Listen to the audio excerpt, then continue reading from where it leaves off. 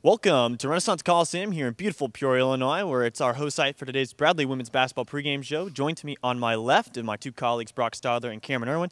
Guys, it's an exciting time to be a Bradley Braves, basketball fanatic, as the women's preseason poll and schedules have been kind of released so far. Brock, do you want to break down the start of the preseason schedule and kind of the wrap-up of last season?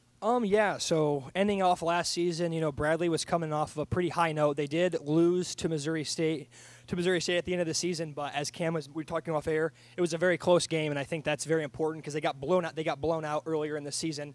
So I think to see how they grew over the season and to really challenge a tough Missouri State team that was top of the division really the entire season was very impressive. And, Bradley comes in slated to preseason poll number 2 right behind Missouri State, so I think it's going to be those two at the top of the conference, and then it's going to be UNI and Drake nipping at their heels as the 4 best teams in the conference. Other than those 4, I really don't see any other huge surprises. I think everybody else is just kind of set in stone, and those 4, the top 4 is going to be where a lot of the movement's going to be at all season. And I think if you're looking ahead to this season, we talked about it. You just hit on it now. Missouri State, UNI, Drake, those are the teams that Bradley has to be able to compete with if they want to compete in this Missouri Valley Conference. But at the same time, of course, non-conference schedule at this time has not been released, but Bradley cannot be complacent with where they are because there are plenty of surprise teams in this valley. You mentioned Illinois State, and Southern Illinois at the 5 and the 6 in this conference, both capable of sneaking up on top 4 teams and winning games. So at this point, looking ahead to the season, Bradley looks pretty favorable in the conference standings right now, but they can't be complacent where they are, and they have to be ready to play every night because there will be MVC teams that will sneak up on you. Yeah, you always have to be careful of those trap games. Like we said, last year was full of trap games, and it's a brand-new season full of brand-new teams, including our Bradley Braves here. You guys want to go ahead and break down the brand-new additions? We had Chloe Rice, we had Uche also join us, amongst others. So you want to start with Brock? So first up was Chloe Rice, the junior transfer from St. Louis. Didn't really make that much of an impact last year in her sophomore year, more of a limited role. But when she was given time as a freshman, she really surprised a lot of people. I know that the big thing to watch out for with her is that she's going to shoot the three-pointer. She took 83 shots her freshman year, and 61 of them came from behind the arc. So when she's on the floor, you have to make sure you got your hands up, and because she's going to look to let it fly early and often when she's on the floor for Bradley. And you want a name that's going to make an impact immediately? It's Uche Ufechukwu, the 6'4" center that Bradley got from Winthrop. Didn't play much there. She was sat out most of that junior season with an injury. Actually, all of the junior season, most of the senior season as well with an injury. But she's 6'4". That is the tallest Bradley Brave player since the 2004-2005 season. And, size is something that Bradley lacked last year, and it showed, especially in the Missouri State game, the UNI game. Rebounding struggled a bit. Uche Ufechukwu is 6'4", the size is not a problem there. She's going to get rebounds for this team, and that's going to be a huge addition moving forward for this offense and defense. And then, one of 3 forwards that Bradley also got as incoming freshman, TT Danzo from Minnesota. Solid prep career up there. She's a double-double machine, averaged 10 and 10 in Minnesota. So, just more size that Cam mentioned that Bradley did lack last year. So I think they did a really good job addressing that in the offseason, bringing in 3 big-time forwards that are tall and can add some length to that front line for Bradley. And Sammy Martin's another forward that Bradley got this year, as we mentioned, a freshman. 1,700 points, 1,000 career rebounds at Platteville in high school. That's top of the school in school history. And so we know that she can score. We know that she can rebound. Once again, rebounding is something that they hit on a lot last year, something they struggled with. And bringing in another rebounder like Sammy Martin, that is huge for this Bradley team. Yeah, and like you guys said, size will be a huge factor, especially after we lost Brackman here to graduation. As we continue on, guys, what are some of the things we should look forward to in terms of preseason all-conference nominations so far this season? So on the preseason all-conference team this year, you had 2 Missouri State representatives in Bryce Caleb and Jasmine Franklin, who are 2 very big-time players and names to watch out for as well. And then from UNI, you had Carly Rucker, the great guard who can do it all down there. And then from Bradley, we had the preseason player of the year, Laisha Petrie, who we all know what she can do when she gets on the floor. She can score. She's a matchup nightmare. And then to round it out, Gabby Hawk, who only needs 5 more three-pointers to break Bradley's all-time career record. So that's a record we could see fall, really from the beginning of the season. So that's just awesome to have 2 Bradley representatives in there. And, I think that's a very good representation of the 5 best players in this conference this season. And after watching Missouri State last year, Jasmine Franklin is going to be the player to watch this season. I think she has the ability to take home MVC Player of the Year because she has, first of all, she's left-handed. That is a huge strength for her, in getting that left lane rather than being pushed towards the right. She can shoot the ball very well, and she can rebound, and she's only 6'1". She has this type of sneaky size. Brackman was 6'1", you know, but Jasmine Franklin's a little bit bigger, and so she can battle with the best down there. I think she has the best ability to take away MVC Player of the Year. You know, not taking away from Laisha Petrie, who is preseason Player of the Year, who can do it all, as you said. She can score, she can play defense. But Jasmine Franklin's going to be the player to watch for Missouri State this year. They'll go as far as she'll go. Yeah, there's a lot of strengths all up and down the valley, but definitely some players to look out for. Welcome here into the editing suites here for Braves Vision in Renaissance Coliseum. We'll throw it quickly over to Ben Line-Newman for his interview with head coach of the women's basketball team, Andrea Gorski. Thanks, Cody. The Bradley women's basketball team had a great season last year. They finished third in the Missouri Valley Conference, finishing with the third best offense in the conference and also leading the conference in almost every single defensive category. I'm here with Coach Andrea Gorski and Senior Gabby Hawk ahead of the 2020-2021 season. How you guys doing today? Great. Good. How are you doing? I'm doing great. Good. So giving a little preseason update, what have you and the team been working on this offseason to prepare for the upcoming season? You want to go, Gabby?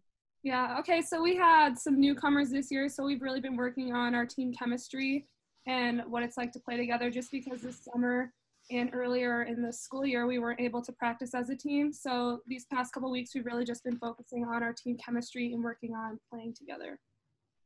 Great. Anything to add to that, Coach? Yeah, you know, doing obviously strength and conditioning has been a big part of that, and making sure that we have a good foundation, and like Gabby said, just getting chemistry driving, and you know, just getting the fundamentals in, you know, teaching what our philosophy on defense is, making sure everyone's on the same page, putting some sets in, you know, having to put up with Gabby trying to pull practical jokes on me. Awesome. So last year the team finished 22-7, 13-5 in conference. Obviously, conference play is very important to any team, especially in a season like this where, you know, you're only going to be playing conference teams. What does the team need to do better to solidify Bradley as the best team in the Missouri Valley? Well, we do actually have 7 non-conference games. So, you know, we put a really, hopefully the schedule will be released here shortly. We put a pretty competitive non-conference schedule to get ready for the conference season, because again, the Missouri Valley is going to be a really good conference. It's one of the top mid-major conferences in the country again. So I think it's just, again, taking one game at a time. And you know, our conference, I think, is up for grabs. So, but I think for us right now, it's going to focus on our non-conference schedule and take it one game at a time. Great. Anything to add to that, Gabby?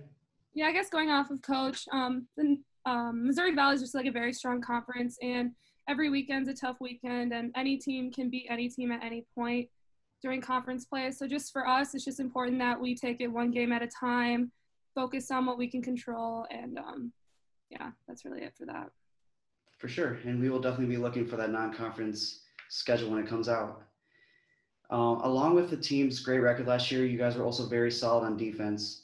What are some areas that you guys think you could improve on for this coming season?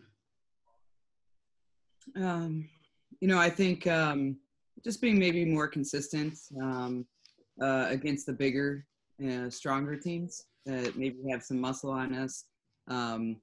And so that's, I think, one thing. I think boxing out and rebounding, you know, we were the number 1 defensive team in the conference, but we want to be the number 1 rebounding team too. So I think last year we were like 3rd or 4th. And I think if we could have been 1st or 2nd, we maybe would have won the conference. So I think, you know, rebounding and boxing out's definitely been an emphasis and something we got to get better at from last year.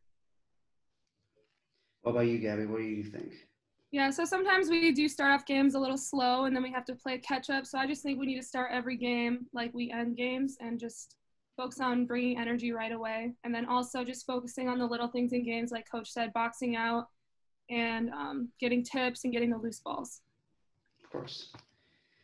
Fans are very important to any team.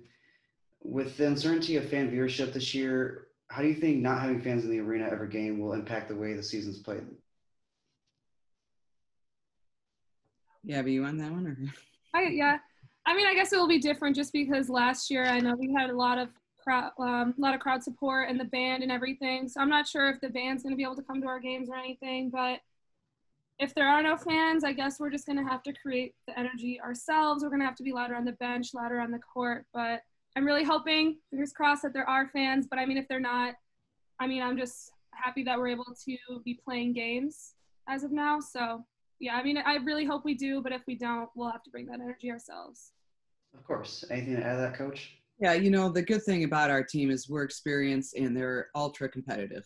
I mean, if they're in a drill, there's no fans at practice in the drill, and they're going at each other. So I don't think, I think we're not going to count on fans or the lack that to affect our motivation. I just don't. I think we're a very determined team. Like I said, they are very competitive. So yeah, I think it makes it a much better atmosphere, and it's more fun. But this team's really is on a mission for this season. So honestly, when the ball gets thrown up, I think it's us versus them, and that will be our focus. And I think we'll create our own energy from that. Great. This Bradley's team is still very young. Who out of your young core do you think, or do you expect to take a large leap this season? Oh, wow. So,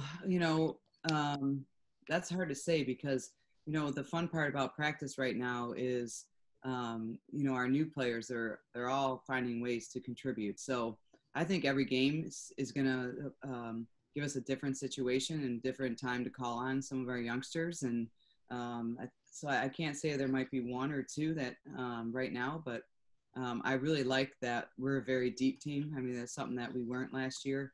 And this year we're extremely deep, 2 or 3 deep at every position. So people will get some opportunities. And but I honestly, I love our freshmen. We have 5 new players, 3 freshmen, 2 transfers. I mean, we couldn't have asked for a better fit with all 5 of them to come in here and really gel with our returning players. Of course. Gabby, do you have anything to add to that?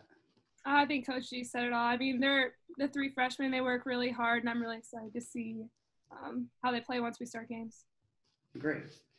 Now, Coach, you've built this team from the ground up in your tenure here, making improvements every season. What do you think what is it going to take this year for the team to come out as conference champions? I think consistency.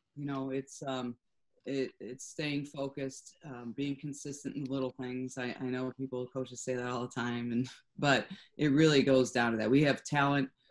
We have talent that has a lot of experience, really, for the first time too. So that's, I think that's where maybe we're a little different from last year's team. But I think we can defend, and I think when you have a team that can defend, I think you're always going to be in every game. We've got, I think, the best backcourt in the Valley, especially when you have Gabby and Leisha at either wing. And I mean, I wouldn't want to play against, have to figure out how to stop both of those on the same, scout. So, and then just great pieces all around. Like, I think I really feel like we're unselfish and we're sharing the ball so much better than a year ago. And we just know kind of where everyone's at. Practices are really fun to watch when we watch the tape. It's like, this is fun because we just kind of have a knack of where everyone is. And, but I think, Gabby said earlier, we got to come out every game. We can't expend our energy, come out sloppy, maybe not remembering to box out and then try to claw. That's a long season when you have that mentality. Mentality has to be, we're here to get a job done. We're in the Missouri Valley. So we have to do it from the opening tip to the end of the game. So I think that's super important, is the consistency. Hopefully we could be a little more consistent than we were a year ago. Of course. Now, Gabby, I'm going to ask you a similar question, but, this is your senior season. You've had an amazing career here. What do you want the team as a whole to accomplish? My biggest goal for this team is just, to win the MVC championship and get a chance to play in the NCAA tournaments. Great. Well, that's all the time we have. Coach and Gabby, thank you guys so much for coming on to the show, and good luck this season. Appreciate it. Thank you. The Braves will kick off the 2020-2021 season on December 31st, where they will face the Drake Bulldogs at home. I'm Ben Newman with Coach Andrea Gorski and Senior Gabby Hawk reporting for Braves Vision. Cody? Thanks, Ben. We'll quickly throw it back into the gym for the remaining part of the show between me, Cam, and Brock. As we look forward now, mentioning those players, what are some of the matchups you guys see that could be potential, like big, like start on your calendar type games coming up? And, you know, for as much as I've hit on Missouri State, I really like the Bradley Drake game because we remember last year how much of a battle it was when Bradley did play Drake. They beat him by 1 here in the Coliseum and then lost to them on the road at Drake. And so I think looking ahead this year, Bradley Drake's going to be a huge matchup to see if that intensity and that rivalry is back from last year. You know, I'm gonna go away from the top of the conference. I think as Cam mentioned earlier, those trap games. I think an interesting matchup this year is going to be Illinois State Bradley. You know, there's the rivalry on I-74. So that's always an interesting. That always adds intrigue to the matchup. And I think, you know, just given that ISU is always a sneaky team, they have very good players down there. You know, TT Maggitt.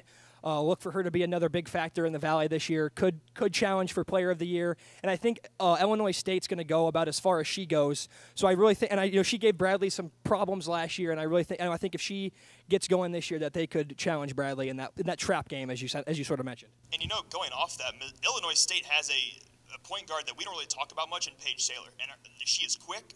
And she can play defense really well. I mean, the best thing that she does is her full court press. She's quick enough to stay with anybody in this league, and the pressure that she applies to ball handlers coming up the floor, I mean, that creates turnovers, and Illinois State can get on runs if you're not careful and if you're not able to break that press. Yeah, 100%, guys. I could not agree more with your guys' matchups. Both those teams gave Bradley, some trouble down the stretch in most of those games. Coach Gorski was also able to get wins against UNI and Drake last year. Some of her first victories against either of those two teams. As we look ahead now, a really, unsure starting 5 coming up for the Bradley Braves this season. They've got a number of players that could slot in, almost like a season where we may not have a defined starting 5. I'll start with you, Cam. Who do you foresee maybe shifting their roles a little bit this season to that starting 5? And, in my opinion, your 3 guards are going to be the same. It's going to be Tatum, and it's going to be Gabby Hawk, and it's going to be Laisha. And those are your 3. I think the 2 bigs is where you can sort of interchange things. I like Uche. I mean, once again, she's 6'4", and that size is something that Bradley has not had in a long time. And I think they'll really look to take advantage of that this year. I like her at the 5, and then I also like Mari Petrie, the sophomore, at the 4, because from what I saw from her last year, she's like a mini Laisha. She has this type of energy that she brings to the floor, defensively and offensively. She sort of brings that spark that Bradley sometimes lacked last year. I like slotting her in at the 4 and playing kind of small. And then going off of Cam here, I think Bradley's in a very good spot. That sort of, where can you go wrong? You have so many people who can slide in and make an impact that. But I think the player to watch this year to slide into that starting 5 is sort of the player that they kind of had groomed last year to fill in that Brackman role. This year was Emily Marsh. I think what's very interesting about her is that if she can shoot.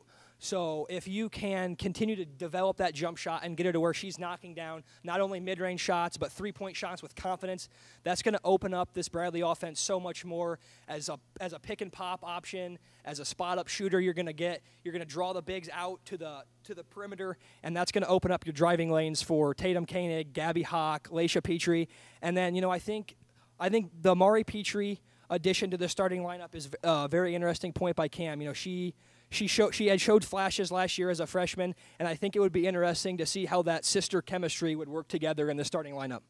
Yeah, and I'll kind of hit off the points both of you said. I went ahead and selected Mari to be my 5th starter. I had Mari, Nyjah, Tatum. I had Gabby, and then we also slotted in the other Petrie sister, Laisha, who, like you said, was going to be Player of the Year probably this year, according to the predictions. But I just think the element that Mari brings, we're able to now, like Brock said, spread out the floor. You drive 5 defenders now to the perimeter. That leaves nobody in the paint. There's going to be no help defender there. That's going to be a lot of one-on-one dribbling matchups. And I really like the athleticism of this Bradley starting 5 to really attack the rack and get some points there. And then one more quick point about Laisha Petrie. I think she really emerged as Bradley's go-to scorer last year and really as one of the best scorers in the Missouri Valley Conference. Big thing for her this year. She did have over 100 turnovers last year, way more than she had assists. So I think that's the only part of her game that you would like her to just rein in maybe a little bit is cut down on the turnovers and maybe just be a little bit more efficient scoring the basketball. But other than that, she's a great player and she's going to get her baskets the way she does. So I wouldn't worry too much about her. But yeah, just cut the turnovers down, and this Bradley team is in a very good position. And a name that we didn't mention, but Cody did, is Nyjah White. And, let's not take away from the fact that she's not in the starting lineup because she was there all last year. She was one of the most improved players on this team, I think, right behind Laisha. Even if she's not in the starting lineup, she is a lot like Mari. She has that sort of spark factor, whether off the bench or in the starting five. And we saw last year her ability to take rebounds coast to coast. And I think there were some problems there with turnovers. She liked to use that right hand a lot, and forcing her to the left was a little bit of a struggle. But at the same time, she was able to get down the court with ease, and I think that's something that Coach Gorsey is going to really like, either off the bench or in the starting five, wherever she's penciled in. Yeah, and just piggybacking off of Cam's point about Nyjah White, her impact can't be overstated. Bradley last year, when she scored in double figures, was 15 and 3. So yeah, Cam mentioned she had that huge jump in points per game, and as well, when your team is when you win 15 out of your 18 ball games, when one of your players can score in double figures, and that just shows she may not be the flashiest player on the team or the one who gets all the recognition, but at the end of the day, she's definitely someone you want to have on the floor because she can come up with those big moments, and Bradley is a lot more successful when she's not only playing well, but when she's on the floor. Yeah, excellent points. I'll leave you guys with any more closing comments. I really like this Bradley squad. I think, they lost 3 seniors last year, one of which was a starter, one of which was a role player, and I think they got better because of it. That is nothing against Chelsea at all last year, and it's nothing against Ryan off the bench. But I think allowing a lot of these younger players, we didn't talk much about Vio Verano, and we haven't talked much about Veronica Roberts either, but allowing them to get into the lineup now, we saw flashes of them last year. Vio is quick and can shoot the ball, and Ronnie has that size down on the block she can also battle with the best down there. And I think allowing them a little bit more time is really going to help this bench flourish into a deep, deep bench. Yeah, no, that's kind of how I was going to end the show here, was just saying that, yeah, Bradley has a lot of depth this year. You could slide any of the guards in at a position, and they're going to be successful. Tatum Koenig really stepped her game up at the end of last year, especially over the last 22 basketball games last year. She was averaging around 8 and 4, and if you can get that on a consistent basis the entire season with what they already have as known, Gabby Hawk is going to score, Laisha Petrie is going to score, and if you can add in Tatum Koenig and Nyjah White's production too, this Bradley team has the potential to be very dangerous. Yeah, all great things to look out for. Thanks, everybody, for tuning into this first episode of what could be a very exciting season for the Bradley Braves. And thank you once again for tuning into this episode of the Bradley Braves Women's Basketball Pregame Show.